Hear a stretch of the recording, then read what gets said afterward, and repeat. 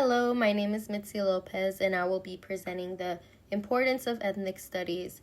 And I do want to share that ethnic studies reminds us that our stories matter, our actions matter, and our communities matter. When people come together and share their experiences, confront injustice, they begin the work of decolonizing and dismantling the racist systems that have shaped their lives.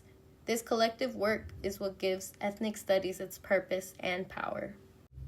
For intersectionality, this is a really great picture that shows how these social identities and systems intersect with each other and how it relates back to oppression, domination, and discrimination.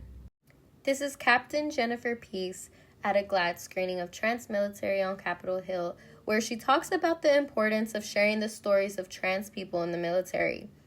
The U.S. military allowed transgender soldiers into its ranks, but this ended up being reversed when Donald Trump came into the office, and it shows the ongoing struggles of the LGBTQ community currently.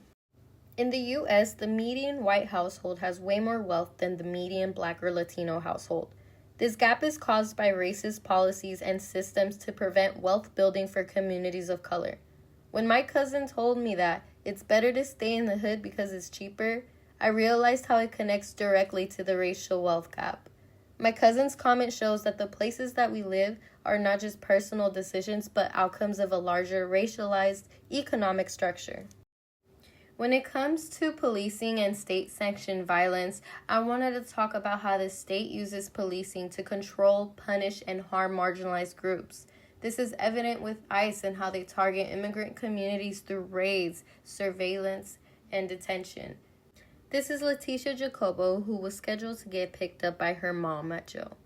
When her mother arrived at the jail, she was told that Leticia would be getting deported by ICE.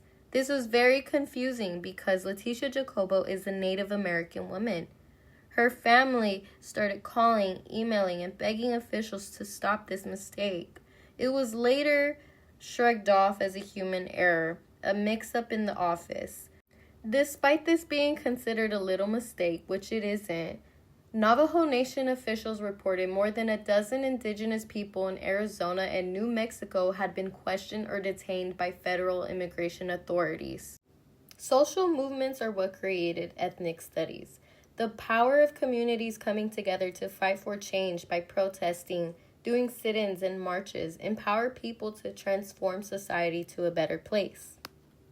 Martin Luther King Jr. was truly ahead of his time with this social movement known as the Poor People's Campaign, where he addresses the economic struggles faced by poor people across the United States. He demands for jobs, fair wages, and housing for anybody that is poor, including poor white people. This is important because it later contributed to the establishment of food assistance and nutrition programs, and even though it didn't achieve all of its goals, it laid the groundwork for future movements advocating for economic justice. This is still very much important today, especially with the racial wealth gap. This is the end of my video, and I hope that you guys enjoyed it and have a good rest of your day. Thank you.